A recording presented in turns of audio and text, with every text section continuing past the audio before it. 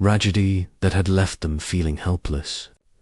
Klein's approach combined empathy with analytical rigor, allowing her to piece together timelines, behaviors, and subtle discrepancies in witness statements that might have been overlooked years ago. Through painstaking work, Klein and her team identified a suspect whose presence in Maplewood had been relatively unremarkable at the time of Clara's disappearance. He was a man known to the community, but largely unassuming, quiet, polite, and outwardly integrated into daily life.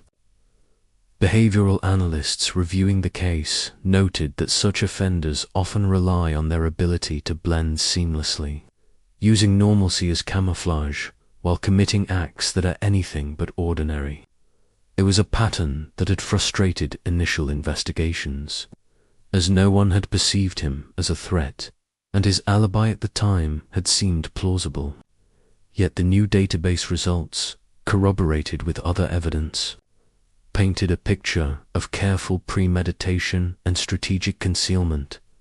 Klein's team began conducting discreet surveillance and background checks, aiming to build a case that could withstand scrutiny in court. Every social connection, employment record, and past movement was analyzed, revealing subtle inconsistencies and opportunities for exploitation. They discovered that the suspect had maintained contact with several distant relatives whose DNA ultimately linked him to the crime scene through genealogical triangulation. These findings were delicate. Investigators had to ensure that they were interpreting the data correctly, accounting for natural genetic coincidences and avoiding confirmation bias. The combination of technical precision and psychological understanding became critical as they worked to translate raw scientific data into actionable investigative leads. Meanwhile, the community remained largely unaware of the quiet developments. Residents continued to honor Clara's memory through local programs, scholarships, and community events, maintaining hope that someday the mystery might be solved. For her parents, Susan and Daniel Thompson, the years had been a blend of sorrow and resilience. They had fought to keep their daughter's name alive, participated in searches, and engaged with law enforcement whenever new information surfaced. The reactivation of the case reignited emotions that had been carefully managed over the years. Susan described feeling a cautious optimism, tempered by the fear of disappointment, while Daniel focused on providing support and ensuring that the investigation proceeded responsibly. As investigators closed in, subtle pieces of evidence began to coalesce. Witnesses who had initially dismissed minor anomalies were re-interviewed, revealing details that aligned with the suspect's behavioral patterns. Forensic psychologists provided insight into the suspect's possible motives, tendencies, and likely methods of operation.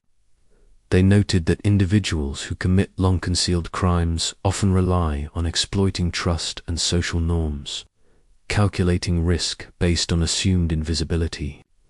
In Clara's case, this meant that the suspect had skillfully manipulated circumstances to avoid detection, a fact that added a chilling dimension to the investigation. The combination of science, psychology, and persistent inquiry created a compelling narrative that strengthened the case, incrementally yet decisively. The turning point came when a search warrant, issued based on corroborated genealogical and forensic evidence, allowed investigators to obtain critical items from the suspect's residence. These items included personal effects that, upon analysis, contained DNA consistent with the crime scene. The discovery was significant.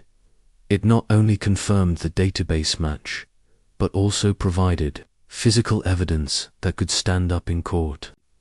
Behavioral experts emphasized the importance of such tangible connections, explaining that while DNA establishes identity, the contextual evidence establishes intent, opportunity, and the psychological framework of the crime. This combination of tangible proof and expert interpretation became the backbone of the case moving forward. As the investigation transitioned toward arrest and prosecution, the psychological toll on the Hayes family, law enforcement, and the Maplewood community was evident. Long-suppressed grief, the anxiety of renewed scrutiny, and the emotional intensity of reliving past trauma created a complex environment. Counselors and community leaders worked alongside investigators to provide support, ensuring that the process, while necessary, did not exacerbate the wounds that had already lingered for nearly 2 decades. The delicate balance between pursuing justice and maintaining emotional stability required careful coordination and empathy, demonstrating that solving a cold case is as much about human psychology as it is about forensic technology. Detective Klein, aware of the media attention that would inevitably follow, prepared to guide communications carefully. She emphasized the importance of focusing on the facts, protecting the integrity of the investigation, and honoring Clara's memory. She recognized that public interest, while helpful in some aspects, could also distort perceptions or compromise evidence.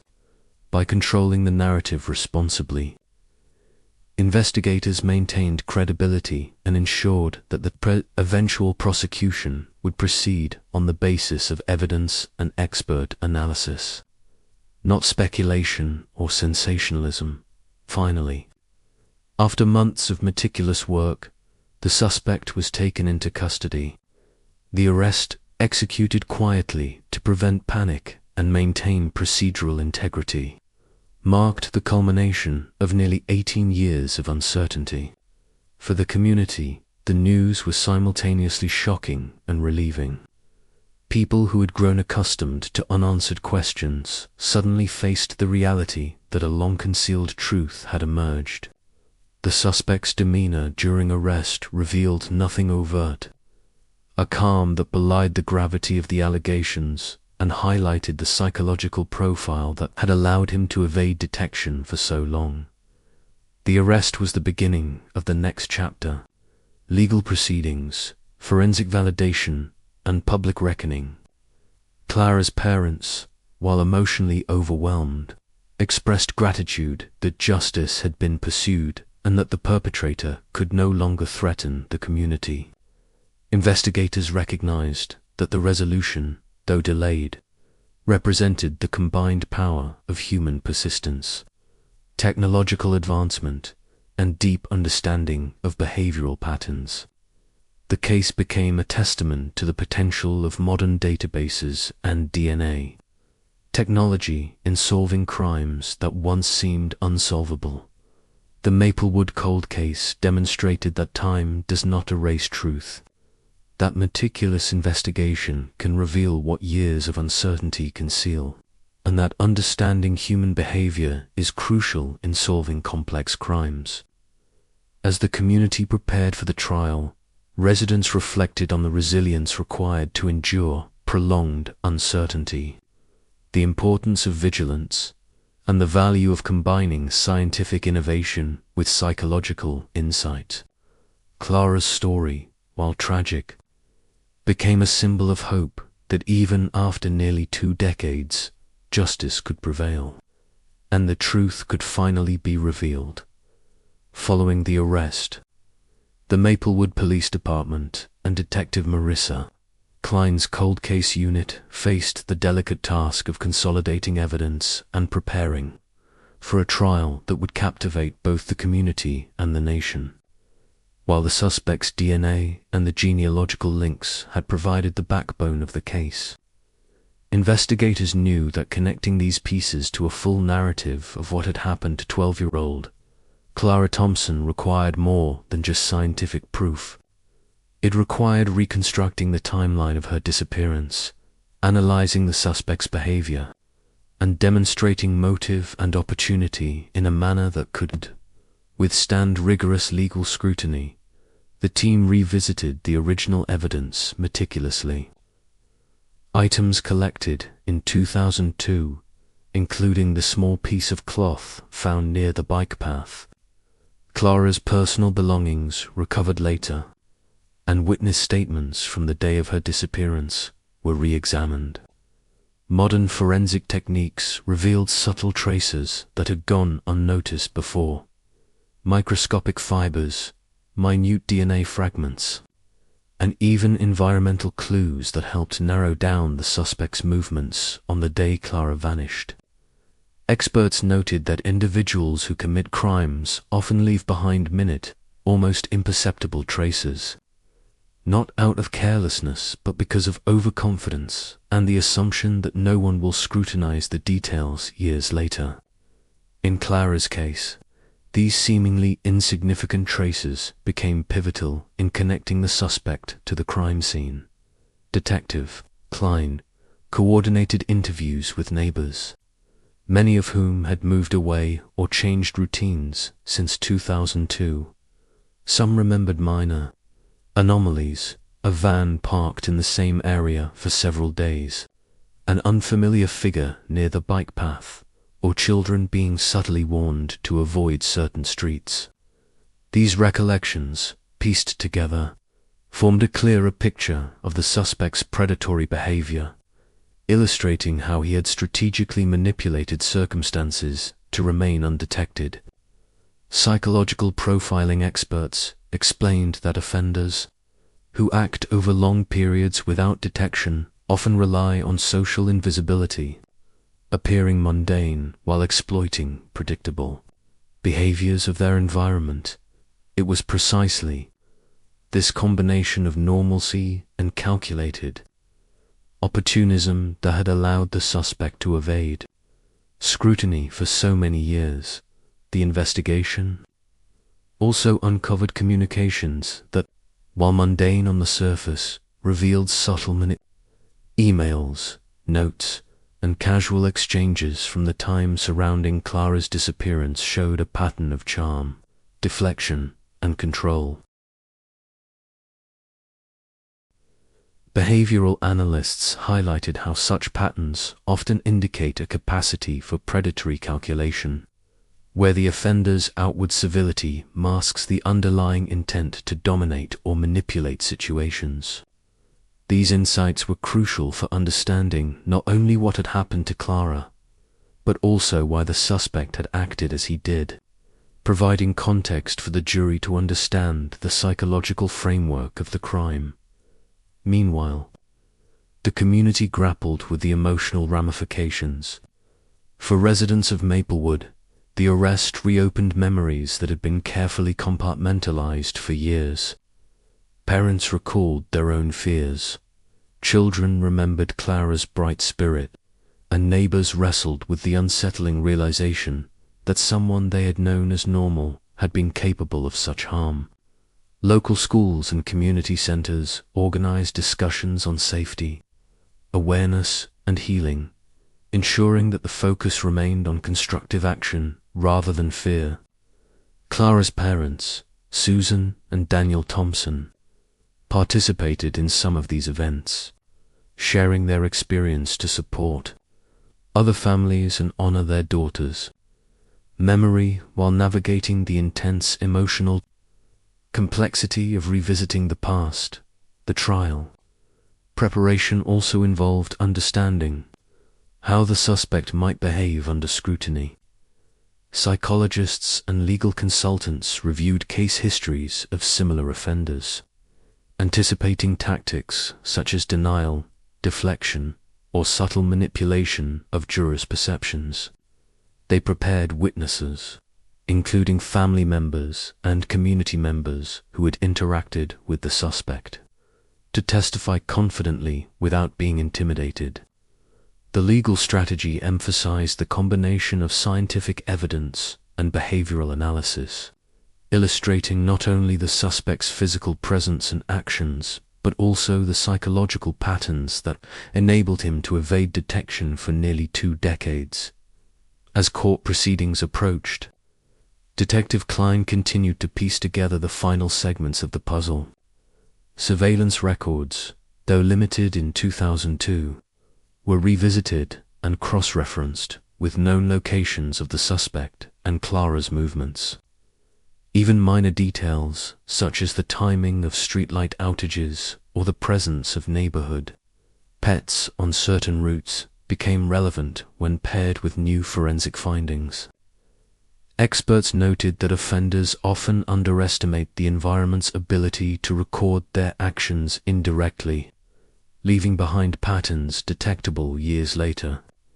In this case, the alignment of physical evidence, behavioral patterns, and environmental traces created a compelling, multi-layered narrative that underscored both premeditation and opportunity. One particularly critical breakthrough emerged when forensic analysts identified a late fingerprint on an object in the suspect's home. While initially overlooked due to partial smudging and poor visibility, new enhancement techniques allowed the print to be confirmed as the suspect's. This discovery provided direct, tangible evidence linking him to Clara's last known location and strengthened the case for prosecution. Behavioral experts emphasize that such tangible connections are psychologically compelling in court, as they demonstrate both physical presence and intent, which are key components in proving premeditated acts. As the community followed the developments, media coverage intensified. Local news outlets reported cautiously, balancing the public's desire for information with the need to respect the ongoing investigation and eventual trial. The coverage highlighted both scientific breakthroughs and human stories. Clara's lasting impact on the town, the tireless dedication of investigators, and the intricate psychological web that had allowed the crime to remain hidden for so long. For Maplewood residents, the reporting reinforced a mixture of shock, relief, and cautious hope that justice would finally be served. Inside the courtroom, testimonies began to unravel the suspect's careful construction of normalcy. Former neighbors described behaviors that, while seemingly trivial at the time, indicated an awareness of control and observation. Experts explained how these actions fit into a broader pattern consistent with long-term, concealed offenses. DNA and fingerprint evidence were presented alongside genealogical analysis, demonstrating the scientific precision of modern cold case investigations. Throughout these proceedings, the psychological insights offered depth to the evidence, helping jurors understand the subtle, often invisible factors that allowed the crime to remain unsolved for so many years. The defense, while attempting to challenge the validity of new technology and procedural gaps over time, found itself constrained by the overwhelming alignment of evidence. Witnesses provided consistent accounts, forensic analysis was thorough and reproducible, and behavioral profiles reinforced the narrative established by physical proof. The combination of human psychology, technological advancement, and diligent investigative work created a case that was both compelling and resilient. For Detective Klein and her team, each court session reinforced the importance of thoroughness, patience, and an empathetic understanding of both victims and offenders. Throughout the trial, Clara's story remained central. Her life, her personality, and her dreams were recalled to underscore the human cost of the crime. Testimonies from family members painted a picture of her vibrant presence in the community, while investigative details highlighted the meticulous nature of the perpetrator's concealment. This dual focus on the victim's humanity and the offender's behavior created a narrative that was both emotionally resonant and analytically rigorous. Psychologists noted that this approach helps jurors connect with the stakes of the case while understanding the systematic patterns that led to the crime, bridging emotional engagement with factual analysis as the trial progressed. New details emerged that even seasoned investigators had not anticipated.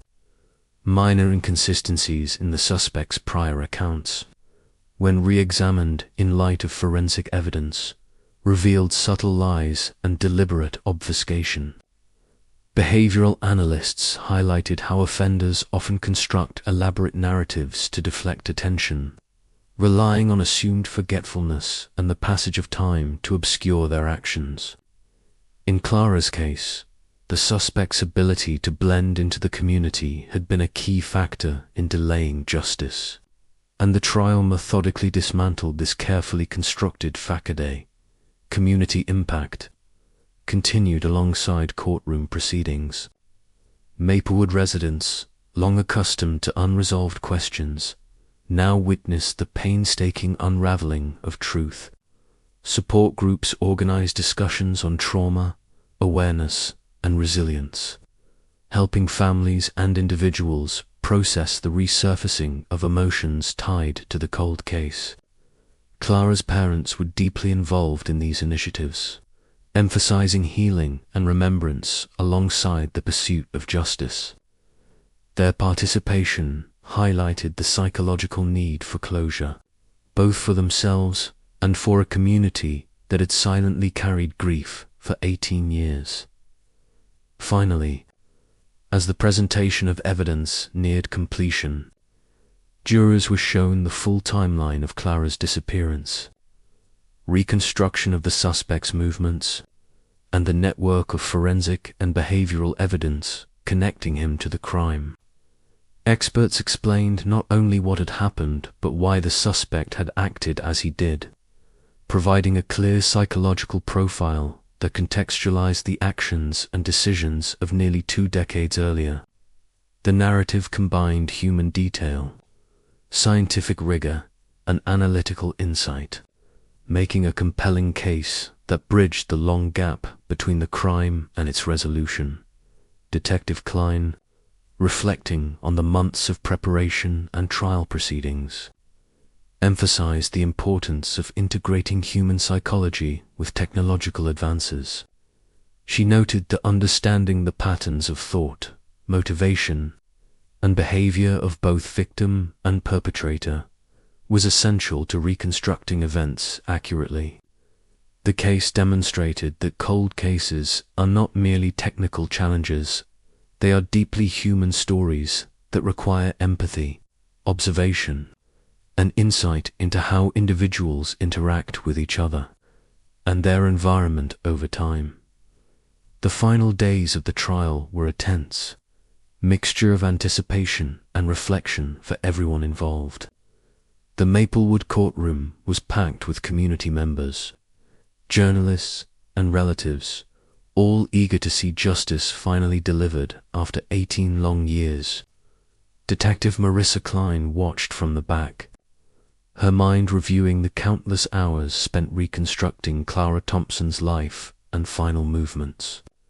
The meticulous work connecting the suspect to every fragment of evidence, and the psychological patterns that had enabled him to evade detection for nearly 2 decades. Every detail mattered, and the final presentations had to capture the full complexity of the case, weaving together human behavior, scientific analysis, and emotional truth. Witness after witness took the stand, providing accounts that painted a vivid picture of Clara's personality and daily routines. Her friends described her curiosity, intelligence, and warm sense of humor, the very qualities that made her disappearance so devastating. Teachers recalled her eagerness to help others, her love for reading, and the subtle ways she brightened the classroom. Each recollection reminded jurors not only of the innocence lost, but also of the potential and promise that had been cut short. Behavioral experts explained how the suspect had targeted her, assessing routines, vulnerabilities, and the ways in which he could blend into the background while exerting control over circumstances. They emphasized that this wasn't random violence, it was calculated, predatory, and deliberate. The prosecution presented the chain of evidence with precision, starting from the genealogical match that had first raised suspicion. DNA analysis, meticulously verified, showed the undeniable connection between the suspect and traces found at the scene, establishing physical presence. Enhanced fingerprints, fiber analysis, and even minute environmental clues reconstructed the movements of both Clara and the suspect on the day of her disappearance. These scientific insights were paired with the behavioral analysis, providing jurors with a clear understanding of how a seemingly ordinary neighbor could commit such a crime and evade suspicion for nearly 20 years. As the trial unfolded, the suspect's demeanor became a point of focus. Defense attorneys attempted to depict him as a man of routine caught in unfortunate coincidence, questioning the reliability of memories and the integrity of forensic analysis. However, behavioral experts and investigative psychologists countered, explaining the subtle signs of deception, manipulation, and calculated planning that were evident in his past actions. They detailed how individuals like him often construct elaborate layers of normalcy to mask predatory intent, relying on social trust, community invisibility, and the passage of time to avoid detection.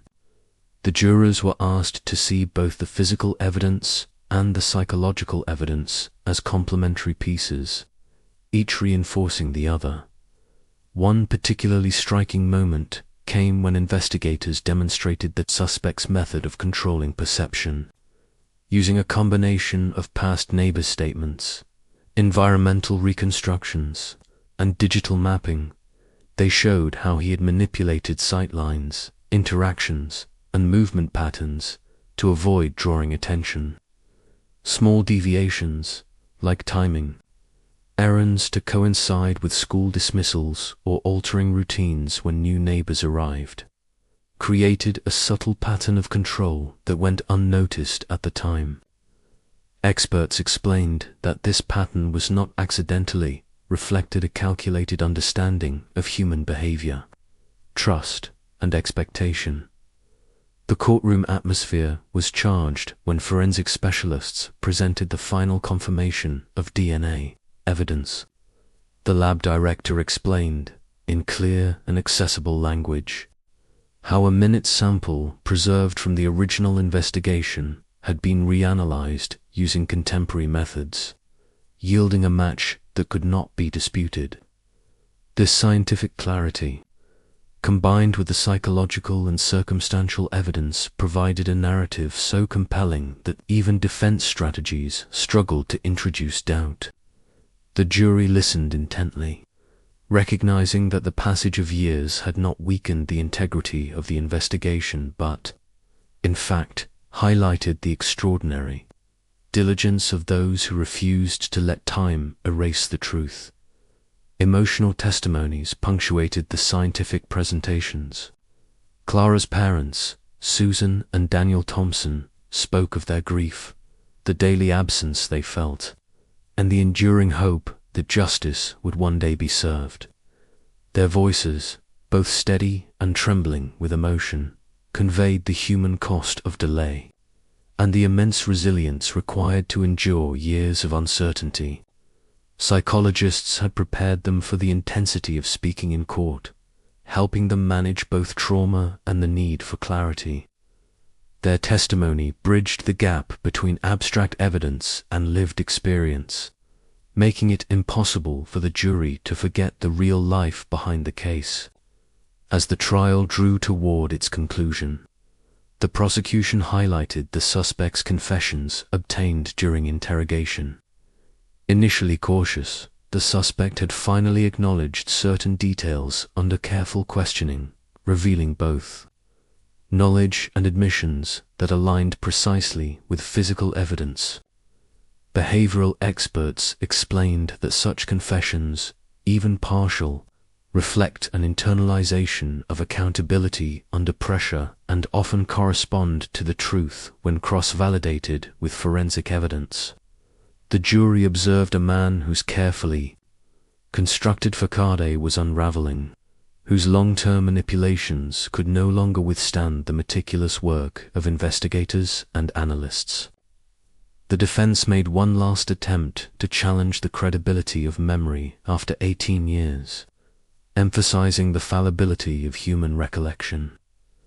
The prosecution responded with a thorough overview of corroborating evidence, multiple independent witnesses, technological enhancements of old materials, and the modern reliability of DNA and genealogical connections. Experts detailed how the combination of multiple forms of evidence, physical, digital, psychological, and testimonial, creates a cohesive and robust narrative that stands up even against the natural erosion of memory over time. For the jurors, this reinforced confidence that the conclusions drawn were not based on speculation but on converging lines of undeniable proof. Outside the courtroom, Maplewood residents followed updates closely. Local media emphasized both the scientific breakthroughs and the emotional resolution, reminding the community that the investigation was not just a technical exercise but a deeply human story. Parents spoke to their children about vigilance, empathy, and the importance of trust, using Clara's story as a catalyst for discussion and awareness.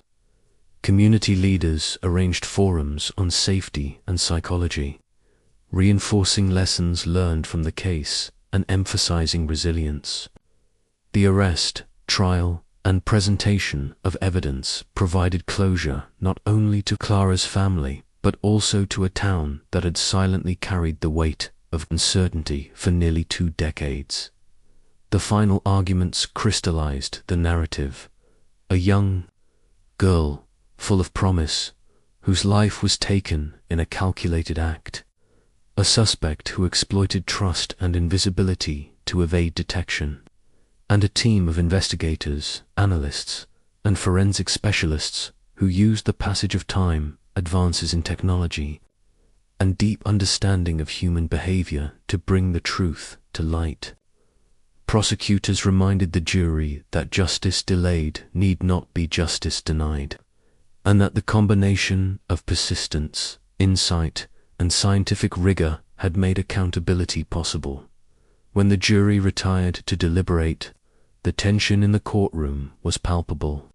Families, friends, and community members held their breath, reflecting on 18 years of unanswered questions, grief, and hope.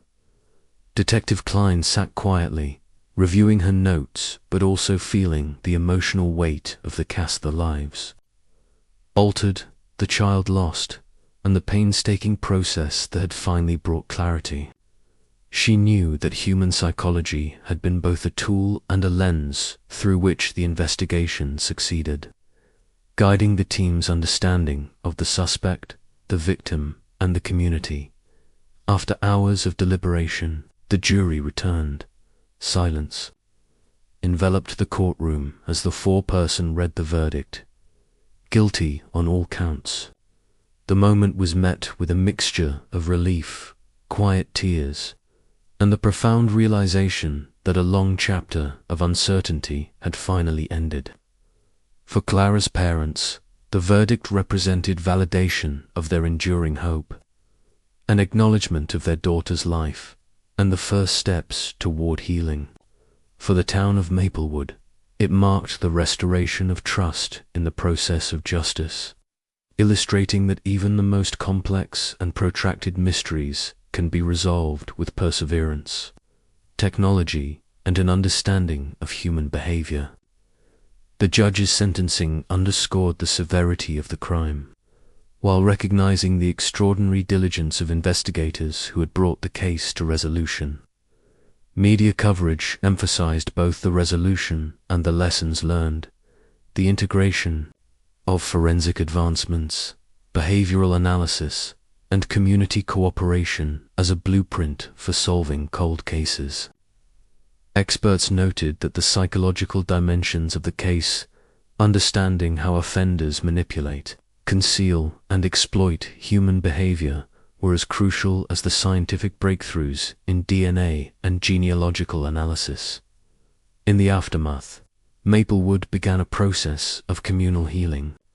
Memorials for Clara were organized, educational initiatives implemented, and discussions on child safety and psychological awareness integrated into local programs. Detective Klein continued her work with renewed vigor, inspired by the case's successful resolution and the profound insights gained into the interplay of psychology, evidence, and persistence. The case also inspired neighboring jurisdictions to revisit unsolved cases, applying both technological and human-centered investigative strategies to ensure that no crime remained hidden simply due to the passage of time. Clara Thompson's story became a symbol of resilience and the power of truth. Her life, though tragically cut short, catalyzed change in her community and underscored the importance of combining scientific precision with psychological insight. Maplewood, once a town shadowed by uncertainty and grief, began to reclaim a sense of security and hope, strengthened by the knowledge that justice, while delayed, could ultimately prevail. The North Carolina 2002 cold case, finally resolved after 18 years, stands as a testament to the tireless dedication of investigators, the transformative power of forensic technology, and the profound importance of understanding human behavior in the pursuit of truth. Clara's family, though forever marked by loss, found closure, and the community learned that even the deepest shadows of mystery can be illuminated with patience, insight, and unwavering commitment to justice.